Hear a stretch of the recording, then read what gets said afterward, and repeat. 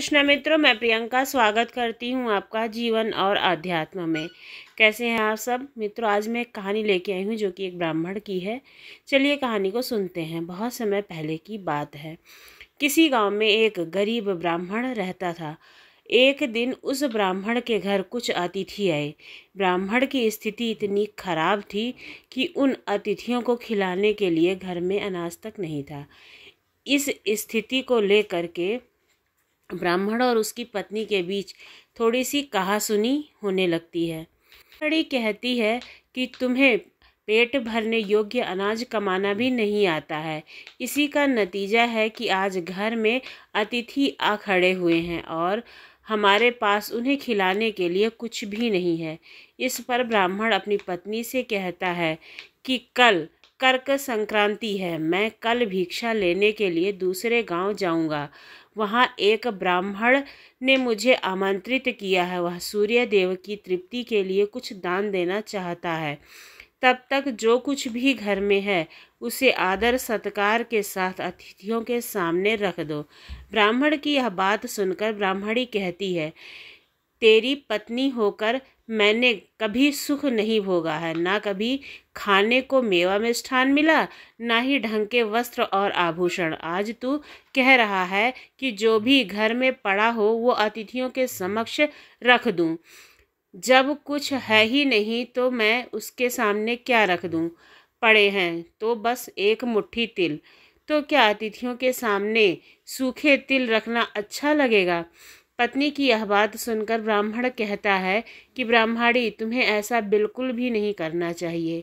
कारण यह है कि इच्छा के अनुसार किसी भी मनुष्य को धन की प्राप्ति नहीं होती है। फ्री है तो पेट भरना, और पेट भरने योग्य अनाज तो मैं ले ही आता हूँ। अधिक धन की चाहत अच्छी नहीं है। ऐसी इच्छा का तुम्हें त्याग कर देना चाहिए। अधिक धन की इच्छा के चक्कर में मनुष्य के माथे पर शिखा बन जाती है।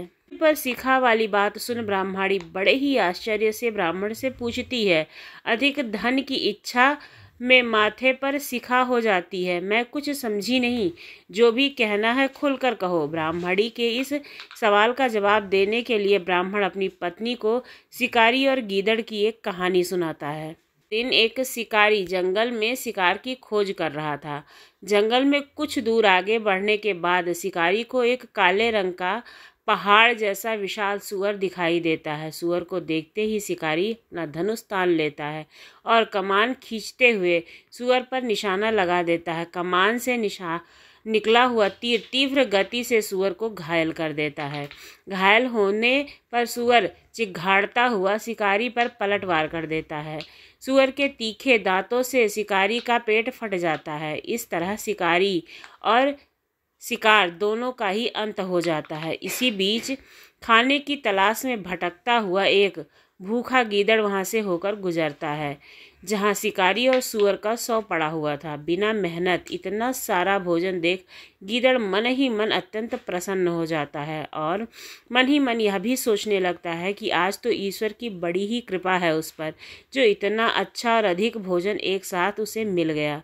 मैं इसे धीरे धीरे और आराम से खाऊंगा, वह सोचता है, ताकि लंबे समय तक मैं इसे उपयोग में लाऊंगा। इस तरह मैं इस भोजन के साथ लंबे समय तक अपनी भूख को शांत कर पाऊंगा। इन सभी बातों पर विचार करते हुए गीदड़ सबसे पहले छोटी छोटी चीज़ों को खाना शुरू करता है। तभी उसे शिकारी के मृत शरीर के पास धनुष पड़ा दिखाई देता है। गीदड़ के मन में पहले उसे ही खाने का विचार आता है और वह धनुष पर चढ़ी डोर को चबाने लगता है।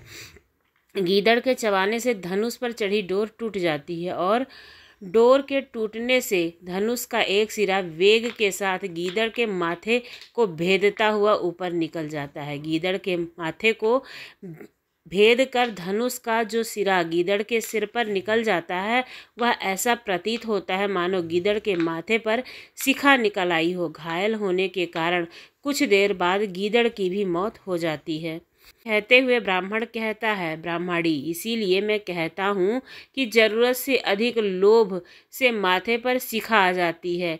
यह कथा सुनने के बाद ब्राह्मणी कहती है कि ठीक है, अगर ऐसी ही बात है तो घर में जो मुट्ठी भर तिल है उन्हीं को मैं अतिथियों को खिलाए देती हूँ। कि यह बात सुनकर ब्राह्मण संतुष्ट होता है और भिक्षा मांगने के लिए घर से बाहर निकल जाता है। वहीं ब्राह्मणी भी घर में पड़े तिल को धूप में सुखाने के लिए फैला देती है।